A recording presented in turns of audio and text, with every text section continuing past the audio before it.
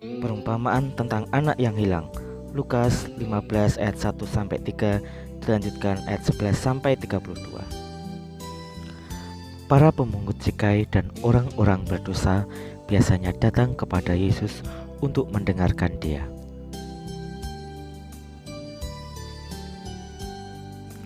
Maka bersungut-sungutlah orang-orang Farisi dan ahli-ahli Taurat, katanya, "Ia menerima orang-orang berdosa dan makan bersama-sama dengan mereka." Lalu ia mengatakan perumpamaan ini kepada mereka. Ada seorang mempunyai 2 anak laki-laki. Kata yang bungsu kepada ayahnya, "Bapa, berikanlah kepadaku bagian harta milik kita yang menjadi hakku."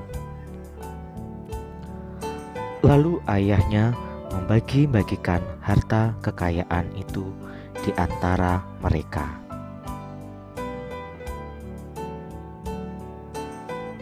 Beberapa hari kemudian, anak bungsu itu menjual seluruh bagiannya itu, lalu pergi ke negeri yang jauh.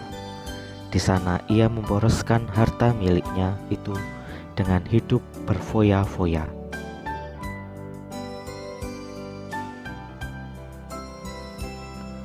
Setelah dihabiskannya semuanya, timbullah bencana kelaparan di dalam negeri itu, dan ia pun mulai melarat. Lalu ia pergi dan bekerja pada seorang majikan di negeri itu. Orang itu menyuruhnya ke ladang untuk menjaga babinya.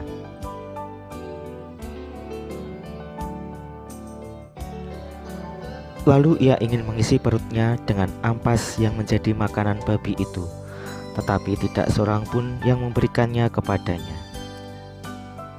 Lalu ia menyadari keadaannya. Katanya,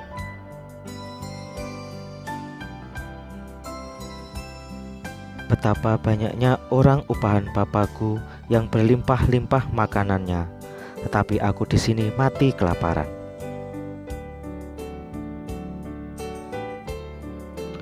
Aku akan bangkit dan pergi kepada Bapakku dan berkata kepadanya, "Bapa, aku telah berdosa terhadap surga dan terhadap Bapa.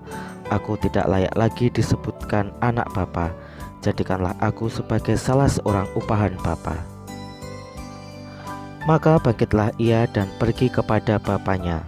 Ketika ia masih jauh, ayahnya telah melihatnya, lalu tergeraklah hatinya oleh belas kasihan.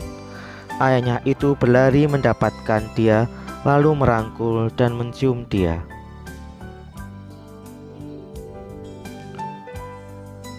Kata anak itu kepadanya, "Bapa, aku telah berdosa terhadap sorga dan terhadap Bapa. Aku tidak layak lagi disebutkan anak Bapa." Tapi ayah itu berkata kepada hamba-hambanya, "Lekaslah bawa kemari jubah yang terbaik, pakaikanlah itu kepadanya, dan kenakanlah cincin pada jarinya dan sepatu pada kakinya, dan ambillah anak lembu tambun itu, sembelihlah dia, dan marilah kita makan dan bersuka cita.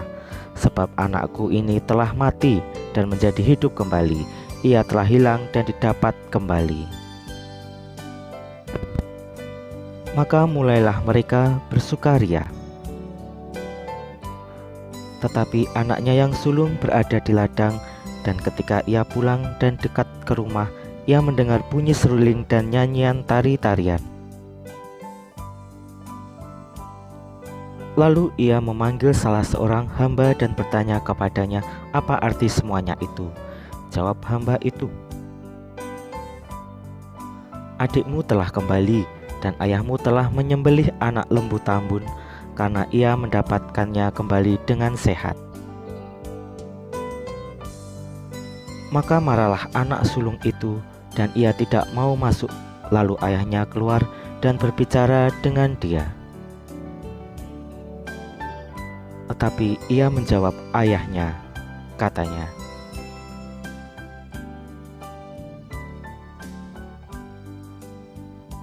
"Telah bertahun-tahun aku melayani Bapa, dan belum pernah aku melanggar perintah Bapa. Tetapi kepadaku belum pernah Bapa memberikan seekor anak kambing untuk bersukacita dengan sahabat-sahabatku. Tetapi baru saja datang anak Bapa yang telah memboroskan harta kekayaan Bapa bersama-sama dengan pelacur-pelacur. Maka Bapa menyembelih anak lembu tambun itu untuk dia."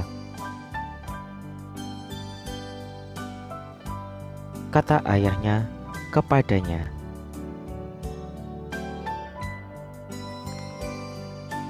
"Anakku, engkau selalu bersama-sama dengan aku, dan segala kepunyaanku adalah kepunyaanmu.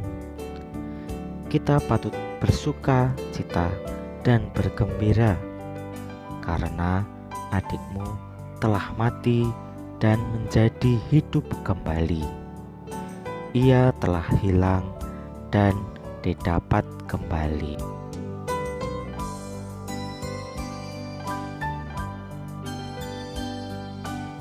Demikianlah sabda Tuhan.